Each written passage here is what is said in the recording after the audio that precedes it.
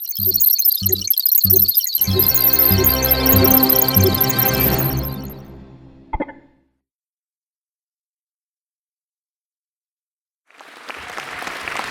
to be here. Seem to be echoing. I used to hang out not too far from here on Canal Street, where I would buy something about this big. It was a telephone really for $50. It could actually switch a bit of information. And I was excited in 1968 that I could buy a transistor for $1 that did the same thing. And today you can get several billion of them for $1. And I'll talk a little bit more about that exponential trend. But how many of you are familiar with the TV game Jeopardy? Okay, so tell me if you can get this Jeopardy query. The current president of the United States, who raise your hand if you think you could respond to that. Okay, so who is Barack Obama? Who is Barack Obama? So you seem to be pretty good at this game. How about this one? A long, tiresome speech delivered by a frothy pie topping. The answer is, what is a meringue harangue?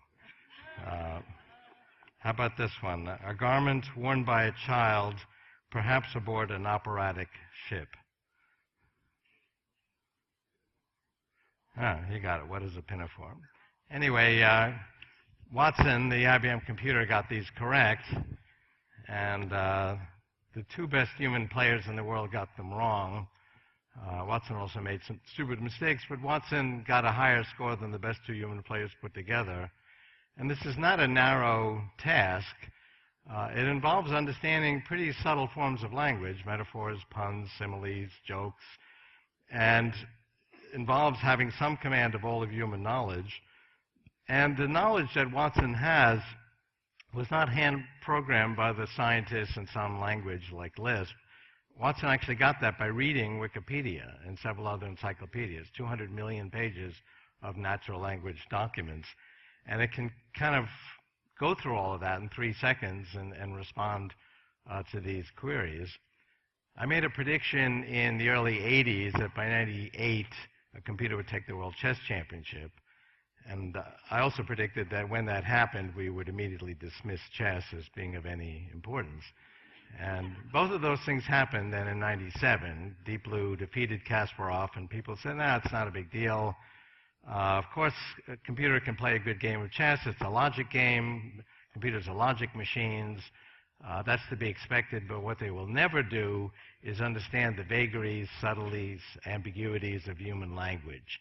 That is the unique sort of province of human intelligence. Alan Turing based his test as to how you can tell if a computer is operating at human levels based on human language.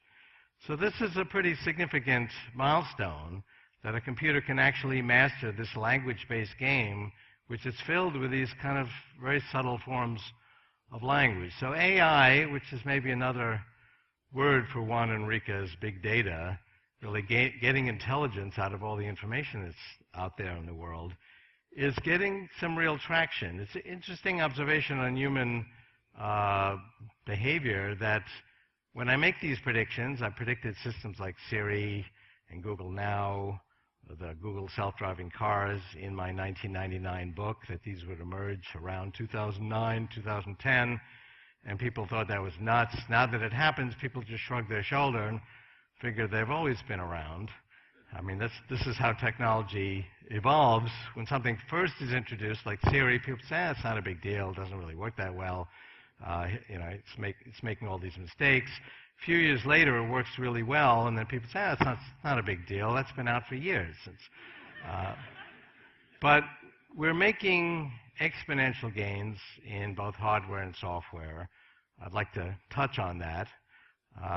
In the interest of time, I won't say much about exponential growth, to the relief of those of you who have heard me speak before.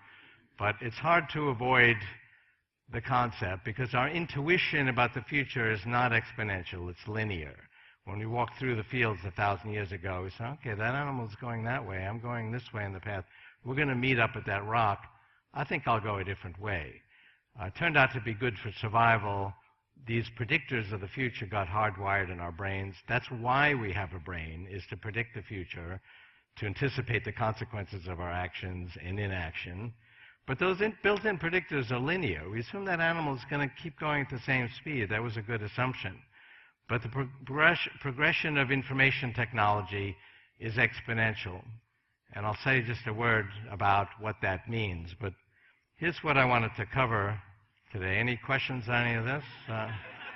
Okay, since there are no questions, I'll keep going. Well, this is worth looking at. What is the difference between linear and exponential progressions? Linear progressions go 1, 2, 3, 4, 5. That's our intuition. At step 30, you're at 30. Exponential progressions go 2, 4, 8, 16. Doesn't sound that different. But at step 30, you're at 1 billion. And it's not an idle speculation about the future. I mean, this is several billion times more powerful than the computer I used as a student per dollar. It's 100,000 times smaller. We'll do both of those things again in the next 25 years, which gives you some idea of what will be feasible. So this was the first graph like that that I encountered, that I came up with in 1981. I was looking at a way to time my inventions because I realized the world would be a different place by the time I finished the project. This is a logarithmic scale. As you go up the scale, we're multiplying by powers of 10. So every level on this is 100,000 times greater than the level below it. So this is computers. It's a measure of the power of computers. Calculations per second per constant dollar since the 1890 census. And there's been trillions-fold increase, several billion-fold just since I was a student. But what's interesting is look at how smooth and predictable a trajectory that is. It's not just Moore's Law. Moore's Law is just the part on the right. They were shrinking vacuum tubes in the 1950s using relays in the 1940s. You don't see World War I, World War II, the Great Depression, the Cold War, any of the things that happened on this graph. It's just a very inexorable progression. People say, well, it must have slowed down during the recent recession. No, it had no effect on it, any more than the Great Depression did. And this is what enables these changes. And it turns out that software is progressing in the same way that hardware is progressing. So I don't dwell on these examples of electronics, but this is the cost of a transistor, 1 per dollar in 1968, several billion per dollar today. They're actually better because they're smaller, so therefore they're faster. The cost of a transistor cycle has come down by half every year. That's a 50% deflation rate. Some of that goes into better performance. Some of it goes into lower prices. That's why you can buy an iPhone that's twice as good as the one 2 years ago for the same cost. And where this is headed is for smarter and smarter machines. It's also affecting biology. The Human Genome Project was exponential. So an example of linear thinking is halfway through that 15-year project, 1% of the genome had been collected. So mainstream scientists declared the project a failure. Okay, 1%, 7 years, it's going to take 700 years, just like we said. My reaction was, oh, we've done 1%, we're almost done. Because it's an exponential trajectory. 1% is only 7 doublings away from 100%. And indeed, that's what happened. It continued to double every year and was finished 7 years later. And we are now actually reprogramming biology. It's a whole different paradigm for health and medicine. And if we had more, maybe during the discussion, we'll have more to say about that. But that's going to revolutionize health and medicine. It's also going to revolutionize physical things. If I want to send you a movie, a music album, a book, just 2 years ago, I would send you a Federal Express package. Today, I can send you an email attachment, and you can turn it into those products. But I can also send you an email attachment with a violin or a guitar, and you could print it out. These are actual guitars and violins that were printed out on the three-dimensional printer. And these are progressing exponentially. The resolution's getting finer at a rate of 100 in 3D volume per decade. The costs are coming down rapidly. This is kind of the quiet right before the storm, but we're going to begin to do personal manufacturing with very inexpensive 3D printers very soon. With your 3D printer today, you can print out 70% of the parts you need to print out another three-dimensional printer. And that will be 100% within 5 years. So I've been thinking about thinking for 50 years. I actually wrote a paper 50 years ago when I was 14 about the nature of human intelligence, which I said was based on recognizing patterns, that that's what we do really well. We're not very good at logical thinking. Even back then, 50 years ago, computers were better at logical thinking than we were. And I developed a program that could analyze patterns and musical melodies and then write original music. So if I fed in Chopin, it would actually compose original music that would sound like it was a student of Chopin. And I got to play that on a national TV program, I've Got a Secret, which I know is before all of your time, but that was a show back when there were just 3 networks. And I still have the same view in this book now, that the human brain, particularly the neocortex, which is 80% of the brain, it's where we do our thinking, is basically a big pattern recognizer, specifically 300 million of them. And I describe how this works in the brain, but our ability to actually see inside a brain now has also been progressing exponentially. These are charts on different types of brain scanning. These are logarithmic scales. Basically, we're doubling the precision, the spatial resolution of brain scanning every year. We're doubling the amount of data we're getting. We're doubling the size and scale of brain simulations. Every aspect of this project to reverse engineer the brain is scaling up in an exponential manner. And there's 3 reasons to reverse engineer, which means to understand the brain. I mean, one is to do a better job of fixing it. Things like the Parkinson's disease neural implant, which is put inside the body, connected into the brain, is treating the brain as a network and not just a chemical soup, which is what drugs like SSRI drugs do. It'll provide us better insight into ourselves, which is the overarching goal of the arts and sciences since we've had art and science. And it will provide us biologically inspired methods to create intelligent machines. And this is actually already happening. A lot of the methods used in Watson, in fact, are very similar to the mathematics of what the human brain does, which is to build up ideas and concepts, patterns, if you will, in a hierarchical fashion. So let me quickly describe how this works. And we have 300 million little pattern recognizers. So I have a number that recognize the crossbar and a capital A, and that's really all it cares about. A pretty girl can walk by, a beautiful song can play, it doesn't care. But when it sees a crossbar and a capital A, it gets very excited and fires, wow, crossbar. And that goes up to a higher level, another pattern recognizer that's getting that input, as well as other primitive feature detectors, and goes, capital A, and it fires with a high probability. And that goes to a higher level that might go, the printed word apple. In another part of the visual cortex, there might be a recognizer that goes, an actual apple. In the auditory cortex, there might be one that fires and says, somebody just said apple. Go up another 20 levels, and it's now sitting at a very high point of a hierarchy, and below it, it's getting input from the visual system, the auditory system, the olfactory system, and it smells a certain perfume, it sees a certain fabric, it hears a certain voice, and goes, my friend just entered the room. Go up another 20 levels, and you've got a pattern recognizer that might say, she's pretty. That was ironic. That's funny. Good timing. Something fell on the floor.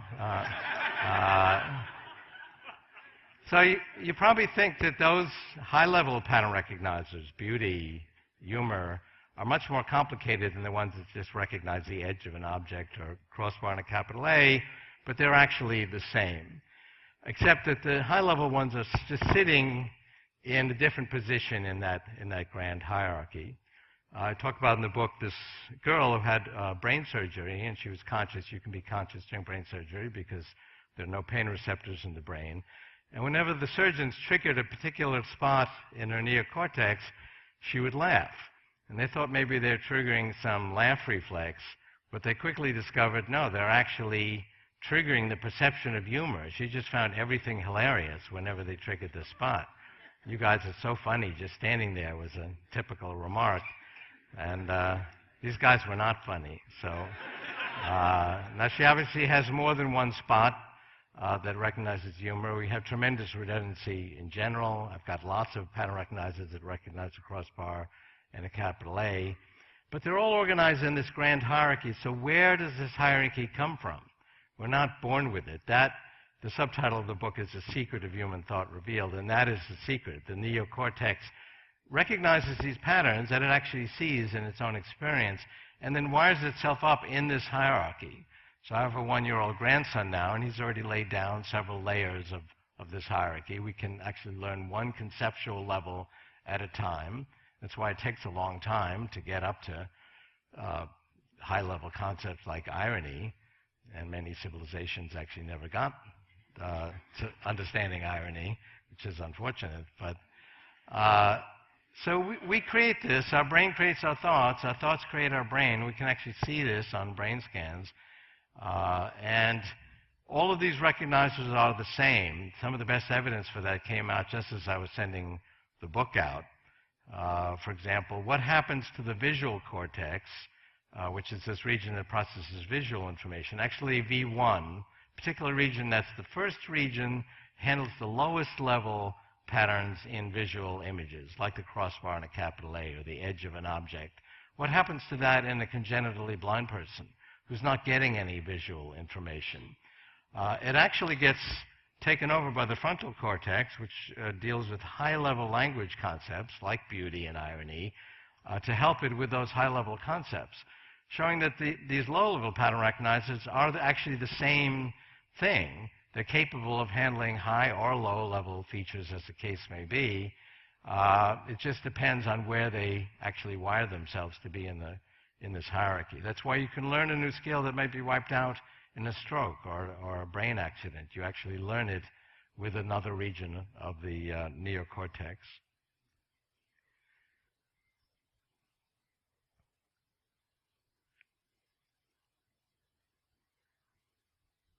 So to relate this to Juan's point about immortality, I take a somewhat different tack on that.